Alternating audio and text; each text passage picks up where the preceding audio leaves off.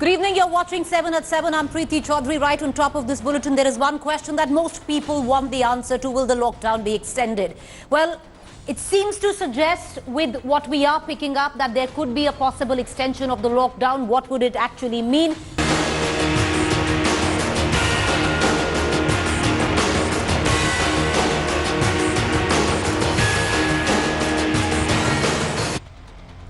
And right on top of 7 at 7, I want to take our viewers through the latest recorded number as of 7 p.m. 8th April 2020. The number of positive corona cases in the country right now, viewers, stand at 594. The total deaths that we have recorded till now are 149. But I would like to add a record number in terms of the import of deaths was 32 recorded in just the last 24 hours. I just want to take our viewers through the worst hit states now. Maharashtra has confirmed over 1,000 cases. Maharashtra now stands at 1,118 cases. Maharashtra has registered a lion's share of the deaths recorded by India at 64. Tamil Nadu has confirmed 690 cases with 7 deaths recorded, and number 3 on that radar of the highest cases recorded is the national capital, recording 576 positive cases and 9 deaths. Now, this data is till 6:40 p.m. recorded on the 8th of April, just about half hour from now. All right, so what have been the topmost developments till now where India's fight on COVID-19 is concerned? The top 5 developments from across the country. The Supreme Court has asked the government to ensure free testing for coronavirus. The Apex Court suggested that a mechanism now be created to reimburse private labs so people don't have to pay. This after the Supreme Court also asked the government to take suggestions from people on how to resume normalcy after the 21-day lockdown. An assistant sub-inspector with the Delhi Traffic Police has tested positive for coronavirus. He was hospitalized last week when he complained of fever, and his reports came on Tuesday. He has been shifted to AIIMS and his family is now under home quarantine. Uttar Pradesh Chief Minister Yogi Adityanath has dedicated 56 fire tenders across the state to carry out sanitation work. This is only phase 1 of the entire exercise, and more measures are expected to be taken in days to come. Vegetable markets in Haryana's Gurugram will now follow the odd-even policy. Shops with odd and even numbers will run on alternate days. This is to avoid the crowding of customers on a daily basis at these vegetable markets. The government has asked TikTok, Facebook to remove rogue content spreading misinformation and weakening the government's fight against coronavirus. Social media companies have also been asked to save details of uploaders of such malicious content, which can be shared with law enforcement agencies when required. Now, the big question that is on everybody's mind is what after April 14th? Are we going to see an extended lockdown when this 21-day lockdown ends? Prime Minister Modi today met opposition leaders via video conferencing. Now, during this meet, Prime Minister hinted at the possibility of extending the lockdown to fight the coronavirus menace. However, a final decision will be taken after his meeting with the chief ministers come April 11th, in 2 days from now. But take a look at this report.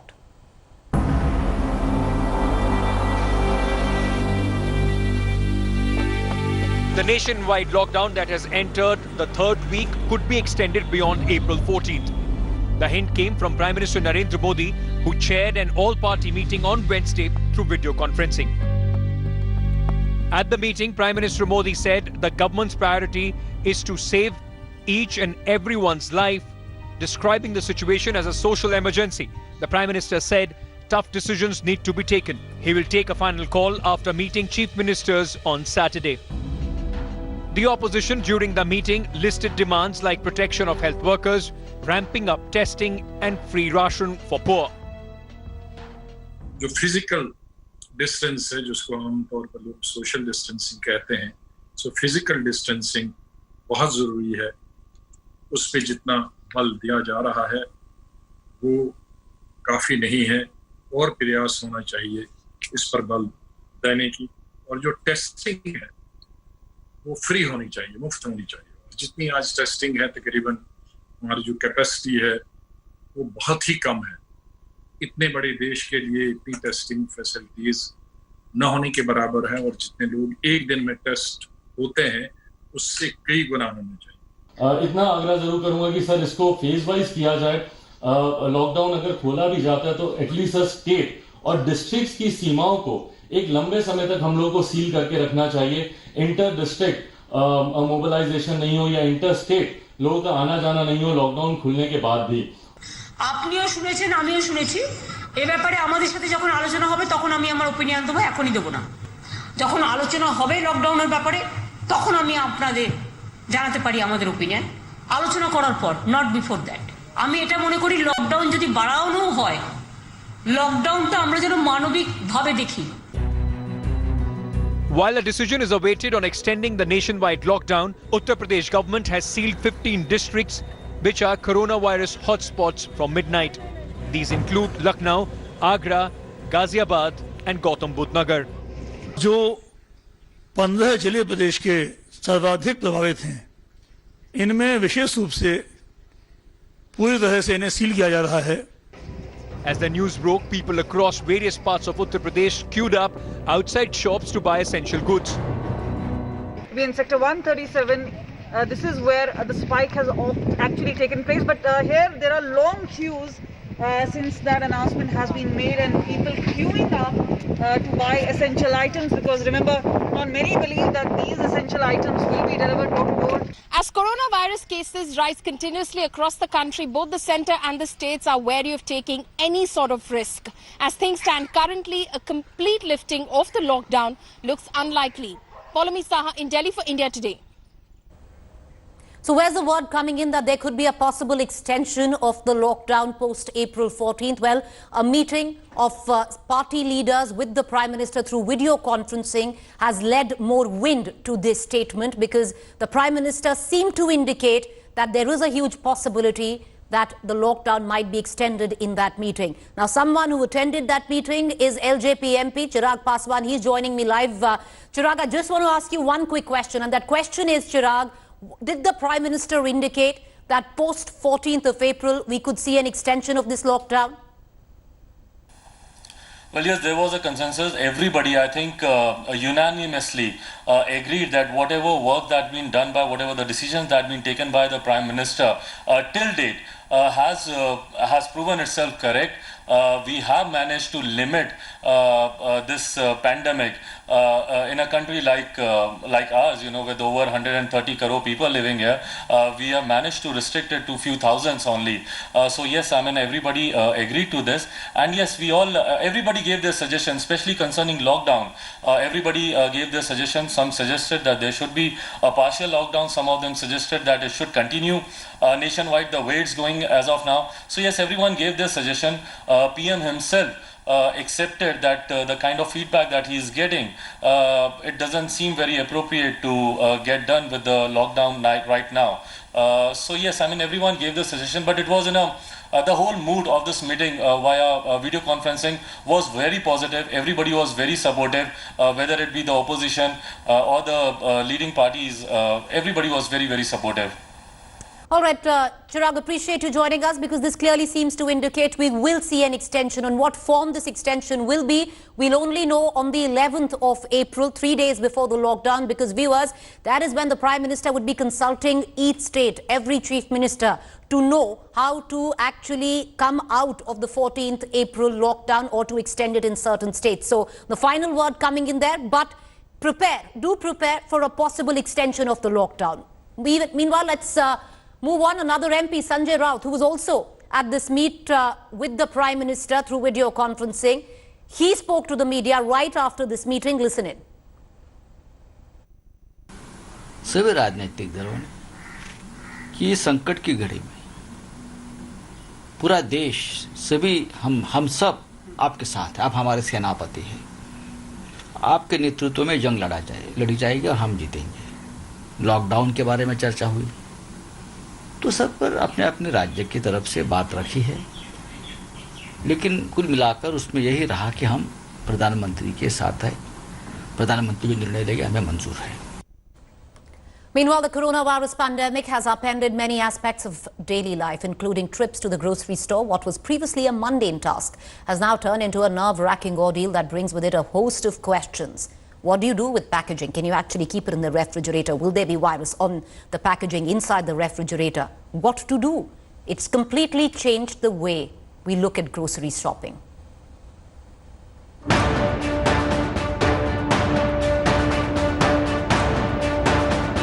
During times of coronavirus, the one shop everyone still continues to visit is the grocery store. India Today went to various grocery stores in the national capital to check how shopkeepers are making shopping a safe experience. This is a shop in central Delhi's Bengali market, where shop owners are taking precautions on social distancing. Despite the lockdown, the one place where people are frequently visiting is the grocery stores. And the grocery owners are taking adequate precautions. As you can see, most of the stores have these boxes. And they are requesting the customers to stand in these boxes and to wait for their chance to come in. In fact, most of the people are asking the customers to stand and to then give their orders. Those orders are then being sent inside. The people who are working inside the store are the ones who are allowed to go inside and to go and make sure that they bring out the items that the customers want at the moment. Madam एक person allow करते हैं अपनी दुकान पे, बाकी circle हमने बनवा रखे हैं, आप उसके अंदर खड़े होइए। हमारे पास सैनिटाइजर है, आप अलाउ करते हैं? बिल्कुल, लेकिन हम सबको नहीं कहते, जिसको यूज करना है वो यूज कर सकता है। In East Delhi, Shakarpur retailers have placed sanitizers at the counter. Customers have to sanitize their hands before touching any item inside the store. To deter crowding, sellers have also requested customers to message their order for pickup and home delivery. कोशिश ये करते हैं जिनका माल ज्यादा होता है और हमारे परमानेंट कस्टमर है तो वो हमको लिस्ट अपनी व्हाट्सएप पे भेज दे, हम उनका माल पैक करके रखते हैं। जब वो आते हैं अपनी गाड़ी लेके, हम बाहर से उनको कहते हैं हमें कॉल कर दो, हम बाहर उनकी गाड़ी में सामान रखते हैं। अगर उनको पेमेंट पेटीएम या कार्ड से देनी है तो हम कार्ड मशीन उनकी गाड़ी तक भेज देते हैं, या पेटीएम करना है तो हम स्कैनर उनकी गाड़ी तक भेज देते हैं। Most customers are cooperating with the retailers. Many have actually stepped out of their homes after weeks. I come to this shop only because they maintain the social distancing. I don't go to any other shop so often, and this is, I think, after 10 days I'm coming out. So I'm quite happy with them, and they're very particular about it. Here are some tips for safe shopping. Avoid crowded shops. Wear masks when you step out. Once home, sanitize all your packets. You should also dispose or wash your shopping bag. Remember to bar kids and elderly from outdoor shopping. With Aishwarya Paliwal in Delhi, Bureau Report, India Today. Well, this is the new normal. The new normal when you even go out grocery shopping, and how to handle all those packets that you bring back. Keep that in mind. Meanwhile, the anti-malarial drug hydrochloroquine is in high demand after some studies suggested that it has antiviral effects on COVID-19. Now, with India agreeing to export the drug to the United States, there will be enough left to fight coronavirus at home. That's the big question. Government sources have told India Today that hydrochloroquine production is being pumped up and there is enough buffer stock left. My colleague Milan and Anand report.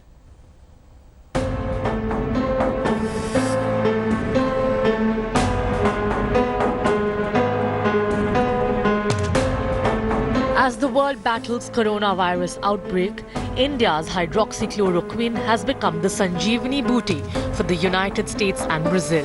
While American President Donald Trump thanked Prime Minister Modi for agreeing to export the anti-malaria drug. We have more than 29 million doses, and that's a lot. And we have others. I spoke with Prime Minister Modi. They have a lot of it comes out of India, and I asked him if it would be okay if he released it. He was great. He was really good. It was, they put a stop because they want it for India. But there's a lot of good things coming from that. A lot of people are looking at it and saying, there's just, I don't hear bad stories. I hear good stories, and I don't hear anything where it's causing death. Brazilian president compared India's efforts to that of Hanuman saving Lakshman's life with Sanjeevani booty. But is India ready to export hydroxychloroquine in times of COVID emergency? Hydroxychloroquine is produced in large quantities in India and is fairly inexpensive and was available over the counter. In global market, India is one of the leading producers and exporters of hydroxychloroquine. Authorities say India is ramping up production of hydroxychloroquine to 20 crore units a week, something the country was manufacturing in a year before. India will keep a buffer stock of 10 crore tablets of hydroxychloroquine. And manufacturers are ready to hike production to 25 crore a month if need arises. There is enough stock in the country of raw materials for hydroxychloroquine. Shipment of immediate chemicals required for the anti-malaria drug has already begun from China. Government sources tell India Today that there is an approximate buffer stock of about 1-2 crore units of hydroxychloroquine in the market. Linking it with the fact that how much is the production as well as the API availability in the country, it is ensured that not only today, even in future, there will not be any lack of SCQ as and when needed. Indian pharmaceutical companies are raising monthly production of the anti-malarial drug 4 times to 40 metric tons by the end of this month and 5 to 6 times to over 70 metric tons by next month. Peak capacity would produce 35 crore tablets of 200 mg dosage every month. But drug makers say lockdown restrictions need to be eased to meet 100% production capacity. What's needed most is labour, most of who have already migrated to their villages. So at present, due to the non-availability of the migrant labour, capacity is just starting from the 30 to 40%. As soon as the lockdown will be over and logistic problem can be sorted out, capacity at 100% will be start soon. According to some studies, hydroxychloroquine has shown strong antiviral effects on the coronavirus infection. Can it then be used to combat COVID-19 till a vaccine is developed? With Milan Sharma and Anand Patel, Bureau Report, India Today.